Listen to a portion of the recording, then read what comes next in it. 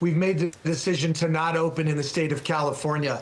And while it was a big place for business in the past for Bed Bath & Beyond, it's just too cost prohibitive to do it. And at some point, some business needs to take a stand and remind the state of California that while they keep reminding us that they're the fourth largest economy in the world, that's going to dissipate over time. What I found out this afternoon is that Governor Newsom has enough time to respond to a tweet to remind everybody in America that in 2023, before we bought the intellectual property, that the company went out of business. Now we're trying to make a comeback. And I would think that a governor would want to attract investment, attract capital into the state. In fact, he did the opposite. He rejected it. Welcome back. That's Bed Bath & Beyond's executive chairman, Marcus Lemonis, on why it's leaving California over the California's smothering couch pillow of hyper-taxation, hyper-regulation. But instead of saying, come back, we need your jobs, we need your tax revenues, Governor Gavin Newsom instead attacked Bed Bath & Beyond, saying, quote, we thought Bed Bath & Beyond no longer existed. Let's welcome back to the show Republican Utah Congressman Burgess Owens. Congressman Owens, great to see you again.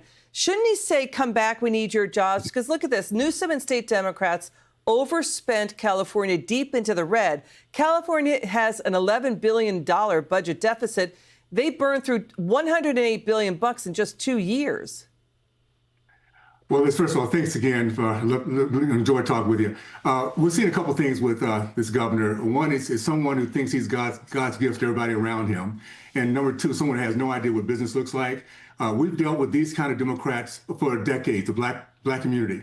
The community I grew up with that was very, very patriotic, very business-oriented, very much family-oriented, were destroyed by people like this. So I think at the end of the day, you're going to start to see a continual exodus of California.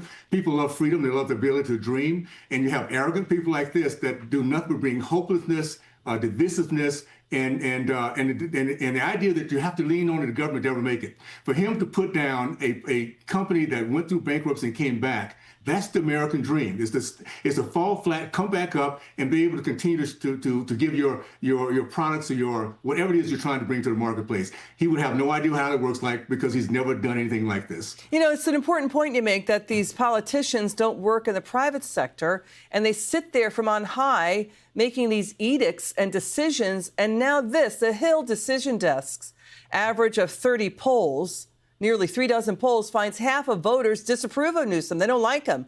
But then you have Gavin Newsom. The governor also bashed former Speaker Kevin McCarthy's criticism of Newsom, tweeting that next McCarthy's going to announce that Blockbuster wants to move back to California, too. Why is it such a new thing to try to mock businesses?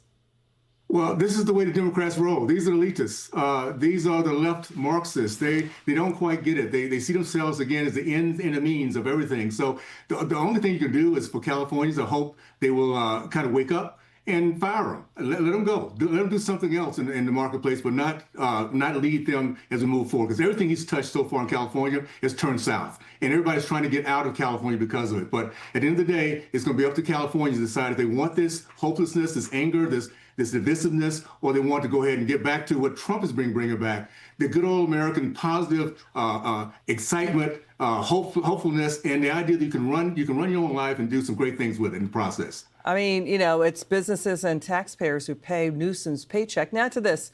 Far-left Congresswoman, what do you make of this? Pramila Jayapal attacked Kroger for shutting several Fred Meyer's grocery stores in Washington state due to a, quote, steady rise in shoplifting. That's why Kroger is pulling those stores out of there. But what do you make of her ignoring what Kroger is saying about shoplifting and rising crime? You know, lawmakers have been attacking businesses because of this, but grocery stores operate on razor-thin profit margins. She's claiming this is all about just corporate greed. What do you think?